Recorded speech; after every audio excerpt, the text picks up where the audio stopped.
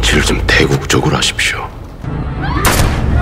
방금 보신 영상은 지난 1979년 10월 26일 서울 종로구 공정동 중앙정보부 안가에서 있었던 일을 바탕으로 한 영화입니다. 김재규 전 중앙정보부장이 박 전 대통령과 차지철 당시 청와대 경호실장을 총으로 쏴 숨지게 한 이른바 12족 사건을 배경으로 한 영화 남산의 부장들인데요. 김 전 부장은 내란죄로 기소된 지 6개월 만인 이듬해 5월 사형에 처해졌습니다. 대한민국 헌정사상 초유의 국가 원수 피살 사건이기도 합니다. 민주사회를 위한 변호사 모임은 김재규 전 중앙정보부장에 대한 재심을 40년 만에 청구한다고 지난 26일 밝혔습니다. 최근 언론을 통해 공개된 1심 재판 전 과정이 담긴 녹음 테이프가 재심의 계기가 됐습니다. 김재규는 당시 법정에서 민주화를 위하여 야수의 심정으로 유신의 심장을 쏘았다며 나는 이 땅의 민주주의를 위해 그리한 것이었다. 아무런 야심도 어떠한 욕심도 없었다고 주장했습니다. 당시 김재규의 법정 진술을 직접 들어보겠습니다. 10월 26일의 혁명은 순수하고 깨끗합니다. 집권에 대한 욕심이 있는 것도 아니고 어떤 살이나 사욕이 있는 게 아닙니다.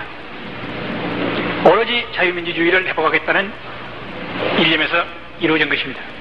또 변호인단은 최근 한 언론에서 공개된 녹음 테이프를 검토한 결과 보안사령부가 쪽지 재판을 통해 재판에 개입한 사실, 공판 조서에 김재규 등이 발언하거나 진행된 내용이 그대로 적혀있지 않은 사실을 밝혀냈다며 전대미문의 역사적인 사건인데도 변호인 접견권 등 방어권을 행사할 겨를도 없이 속전속결로 재판이 진행됐다고 강조했습니다. 이어 당시 대법원에서 내란 목적 범죄 사실에 대해 8대6으로 팽팽한 의견 대립이 있었으나 변호인들조차 대법원 판결문을 열람하지 못했고 보도금지 지침에 따라 소수 의견은 언론에 보도되지 못했다며 김재규의 살해 동기 역시 은폐됐다고 지적했습니다.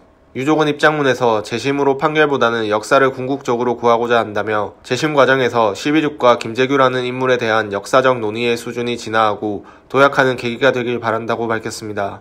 재심이 받아들여질 경우 김재규에게 내란죄를 확정해 사형을 선고한 재판에 전두환 신군부가 개입했는지 여부 등도 쟁점이 될 전망입니다.